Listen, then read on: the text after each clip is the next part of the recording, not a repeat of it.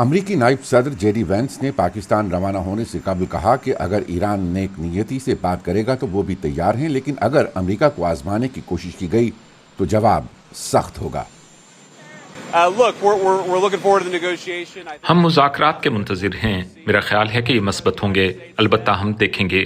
جیسا کہ امریکہ کے صدر نے کہا ہے کہ اگر ایرانی نیک نیتی کے ساتھ مذاکرات کے لیے تیار ہوں تو ہم بھی یقیناً کھلا ہاتھ بڑھانے کو تیار ہیں، لیکن اگر وہ ہمیں آزمانے یا پھر ہمارے ساتھ کھیلنے کی کوشش کریں تو انہیں معلوم ہو جائے گا کہ مذاکراتی ٹیم اس رویے کو قبول نہیں کرے گی۔ اس لیے ہم مثبت مذاکرات کی کوشش کریں گے۔ صدر نے ہمیں کافی واضح ہدایات دی ہیں اور اب ہم دیکھیں گے کہ آگے کیا ہوتا ہے۔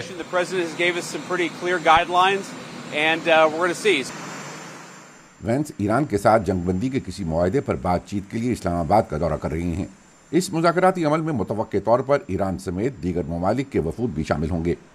جے ڈی وینس پہلے اس جنگ کے سب سے بڑے حامی سمجھے جاتے تھے اور اب امریکی صدر ڈونلڈ ٹرمپ نے انہی کو حل تلاش کرنے کی ذمہ داری سونپ دی ہے۔ وینس کے ساتھ اس مشن پر سٹیو وٹکوف اور جیرڈ کشنر بھی موجود ہیں، مگر مذاکرات کے طریقہ کار پر وائٹ ہاؤس خاموش ہے۔ کہا جا رہا ہے کہ یہ مذاکرات صرف امن کا امتحان نہیں بلکہ جے ڈی وینس کے سیاسی مستقبل کا بھی امتحان ہوں گے۔